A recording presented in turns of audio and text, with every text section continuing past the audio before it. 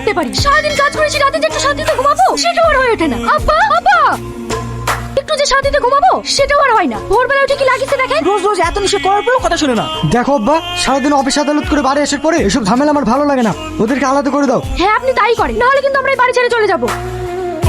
কি লাগিয়েছো বলো তো? আমাদেরকে এতটুকু শান্তিতে থাকতে দেবে না? আমি এবার কি করলাম? ওরা যে সারাদিন পরিশ্রম করে একটু ঘুমায় সেটুকু তোমার সহ্য হয় না? ভোরবেলা উঠে কি সব ভাবে যাবি বলো? ওটা হাবি যাবি না। কি হয়েছে? আমি কোরআন পড়ছি বলে তোমার ভাই ভাবিদের অসুবিধা হচ্ছে। দেখো আব্বা, এটা পবিত্র রমজান মাস, না তোমরা রোজা করছো না তোমরা নামাজ পড়ছো, তোমরা আল্লাহ পাকের কাছে কি জবাব দেবে বলো? তোদের সবসময় মুখে মুখে কথা, এইসব অশান্তি আর ভালো লাগছে না। আজকের পর থেকে তোরা দুজন আলাদা থাকবি। তোদের জন্য আমার এই সুখের সংসারটা নষ্ট করতে চাই না। ঠিক আছে আব্বা।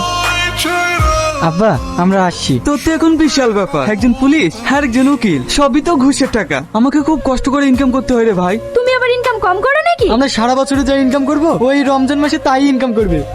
7 লরি ফল কিনেছিলাম, 2 দিনেই সব শেষ। 4 লরি ভালো কিনেছিলাম, আর 3 লরি একটু কমা, সব মিক্সচার করে দ্বিগুণ দামে ছেড়ে দিয়েছি। মানুষকে যাই দেবো তাই খেয়ে নেবে। দেখ ভাই, এটা পবিত্র রমজান মাস, এই মাসে মানুষকে না ঠকিয়ে তুই যদি ফলগুলো একটু কম দামে দিতে পারিস তাহলে গরিব বড় লোক সবাই কিনে খেতে পারবে। আর এত লাভ করে কি হবে রে? একদিন তো সবকিছু ছেড়ে চলেই যেতে হবে। দেখেছ আব্বা, তোমার ছেলে মুখে মুখে কথা। 5,000 টাকা যায় মাদ্রাসায় ছেলে মেয়ে পড়াতে, যদি আমার ব্যবসাতে হেল্প করে তাহলে ওকে আমি মাসে 30,000 টাকা করে দিতে পারি। তুই মানুষ ঠকিয়ে পাপের পথে টাকা আমার দরকার নাই।